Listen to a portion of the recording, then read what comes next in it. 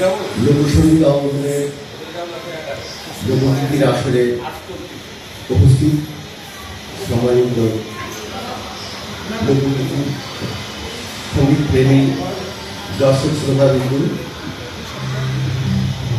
এই সংগঠনের চালিকা শক্তি এবং সংগঠনের প্রাণ জিয়াউর রহমান জিয়া এবং এই অনুষ্ঠানের কলাকুশলীবৃন্দ, সবাইকে আমার আন্তরিক অভিনন্দন, আদাব ও সালাম, আসসালামু আলাইকুম।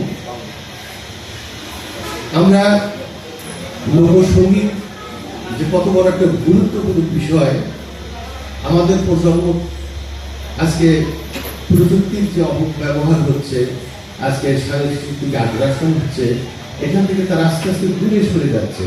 লোকসঙ্গীত কিন্তু কোনো গান না, শুধু যে গান বলবো তা ভুল হয়ে যাবে। লোকসঙ্গীত হচ্ছে আমাদের চিরায়ত বাংলার, তাদের প্রত্যন্ত অঞ্চলের সাধারণ মানুষের হাসি কান্না, তাদের ভালো লাগা, তাদের ভালোবাসা, তাদের প্রেম, তাদের বিরহ, তাদের জীবন আলেখ্য, এইটার একটা ইতিহাস।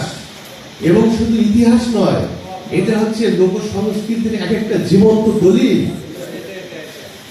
লোকসঙ্গীত এটা হচ্ছে সাধারণ মানুষের, যেমন ফসলের মাঠে, কিষানের কণ্ঠে, নদীর নৌকার গলায়, গরুর গাড়ির ক্যাচক্যাচানির শব্দে, কৃষকের ঘামে, এখান থেকেই কিন্তু মূলত এই লোকসঙ্গীতের যে সুরের সৃষ্টি, লোকগীতির সৃষ্টি এখান থেকেই হয়। লোকসঙ্গীতে কিন্তু কোনো কৃত্রিমতা নাই।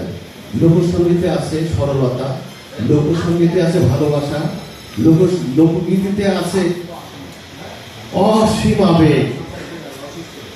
লোকগীতির আর সবচেয়ে বড় শক্তি হচ্ছে কি, লোকগীতির মাঝে ধর্ম, বর্ণ, জাতিভেদের কোনো বালাই নেই।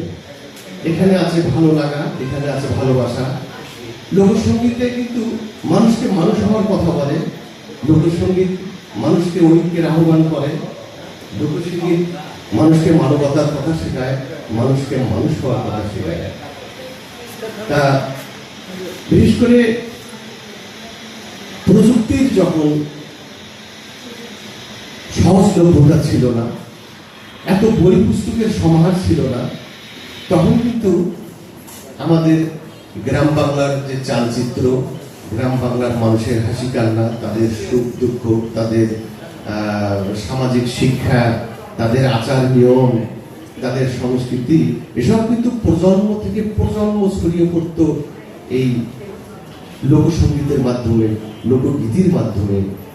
কিন্তু বর্তমান প্রযুক্তির এই অপব্যবহার, আকাশ সংস্কৃতি, সাংস্কৃতিক আগ্রাসনের কারণে আমাদের বর্তমান প্রজন্মের অনেকেই কিন্তু আমাদের শিকড় থেকে সরে যাচ্ছে। তারা জানেন না আমাদের মূল শিকড়টা কোথায়। এটা কিন্তু আমাদের প্রত্যেকেরই জানা দরকার। আমি যদি আমার পরিবারের সম্পর্কে সবকিছু না জানি, আমাদের শিকড় সম্পর্কে না জানি, তেমনি আমার জাতির সম্পর্কে জানতে গেলে, আমার শিকড় সম্পর্কে জানতে গেলে এখানে এই যে লোকসঙ্গীত, লোকগীতি, এইসব সম্পর্কে জানতে হবে। এই জন্য আমরা যে এই প্রতিষ্ঠা বার্ষিকী পালন করি, এই প্রতিষ্ঠা বার্ষিকীর ভিতর দিয়ে লোকগীতিকে, আমাদের শিকড়কে সংরক্ষণ করতে, যে লোকগীতিকে চর্চা করতে, যে আমরা এটাকে যে শুধু শিল্প চর্চা বলবো তা নয়, এটাকে আমি মনে করি একান্ত দায়বদ্ধতা থেকে একটা সাংস্কৃতিক চর্চা আমি মনে করবো। এটা এখন আমাদের এই বাংলার আকাশ যতদিন আছে, বাংলার বাতাস যতদিন আছে, বাংলার মাটি যতদিন আছে, এই বাংলার মানুষ যতদিন আছে, এই লোকগীতির সুর প্রত্যেকের হৃদয়ে হৃদয়ে বাজবে।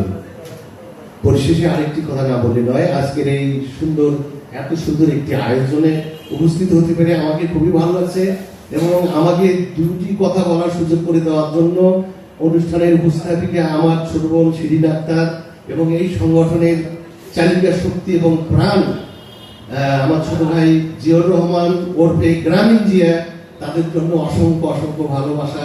তাদের জন্য আমার দোয়া রইল এই অনুষ্ঠান দীর্ঘজীবী হোক, সকলের সুস্বাস্থ্য দীর্ঘায়ু কামনা করে এখানে আমার বক্তব্য শেষ করি। সবাই